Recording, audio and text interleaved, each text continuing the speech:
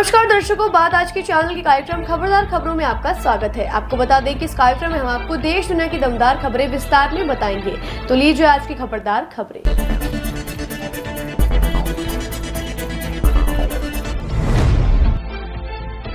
पश्चिम बंगाल में junior doctor के साथ बलात्कार और हत्या के खिलाफ जारी विरोध प्रदर्शन का समर्थन करते हुए federation of all India medical association ने सोमवार को देशव्यापी भूख हड़ताल की घोषणा की। संघ ने एक बैठक की और घोषणा की भूख हड़ताल बुधवार को शुरू होगी।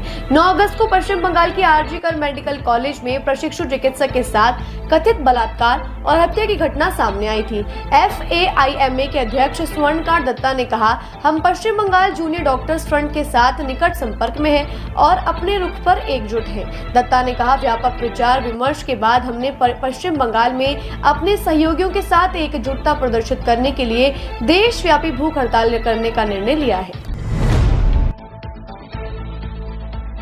अमेरिका ने कहा है कि वह बांग्लादेश में अल्पसंख्यक समुदाय के अधिकारों की सुरक्षा देखना चाहते हैं, क्योंकि हिंदू अपना सबसे बड़ा त्योहार दुर्गा पूजा मनाते हैं। अमेरिका की ओर से यह बयान तत्कालीन प्रधानमंत्री शेख हसीना के इस्तीफे और अगस्त में उनके भारत भागने के बाद बांग्लादेश में अल्पसंख्यक हिंदू समुदाय पर बढ़ते हमलों के मध्य किया गया।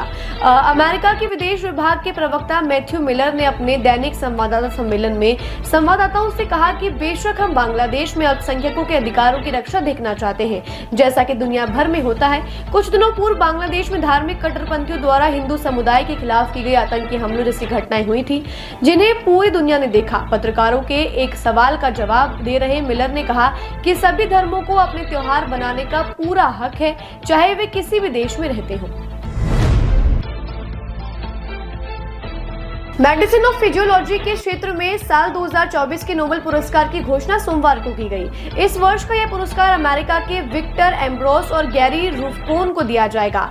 उन्हें यह पुरस्कार माइक्रो RNA की खोज के लिए मिला है। नोबेल प्राइज देने वाली कमेटी ने कहा कि इनकी दी गई mRNA टेक्नोलॉजी से बनी कोरोना वैक्सीन के जरिए दुनिया कोरोना महामारी से निकल पाई है। वहीं इस वर्ष ने नोबेल शांति पुरस्कार के लिए सट्टा बाजार में संयुक्त राष्ट्र प्रमुख एंटोनियो गुटेरेस को प्रबल दावेदार बताया जा रहा है। दिल्ली के फ्लैग रोड स्थित मुख्यमंत्री आवास अपने नाम से अलॉट होने के बाद मुख्यमंत्री अतिशी आज इसमें शिफ्ट हो गई है।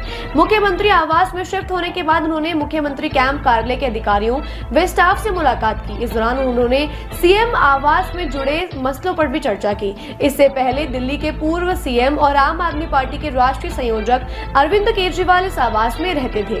3 दिन पहले अरविंद केजरीवाल ने सीएम आवास अपने परिवार के संग छोड़ दिया था और अरविंद केजरीवाल परिवार के साथ मंडी हाउस स्थित 5 फिरोजशाह रोड बंगले में शिफ्ट हो गए थे।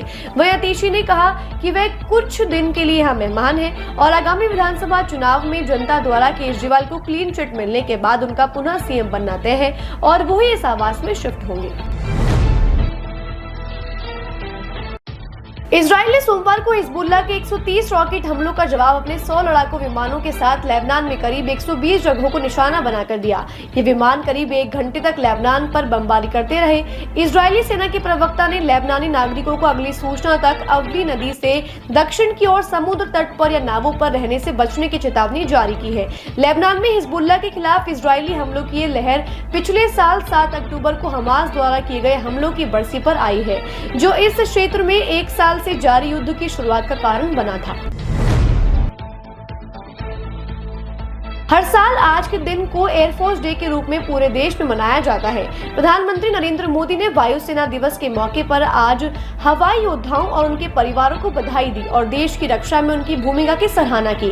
प्रधानमंत्री मोदी ने एक्स पर एक पोस्ट में कहा, हमारे बहादुर हवाई योद्धाओं को वायुसेना दिवस की शुभकामनाएं। हमारी वायुसेना को उनके साहस और पेशेवर अंदाज के लिए सराहा जाता है। हमारे राष्ट्र की रक्षा में उनकी भूमिका अत्यंत सराहनीय है।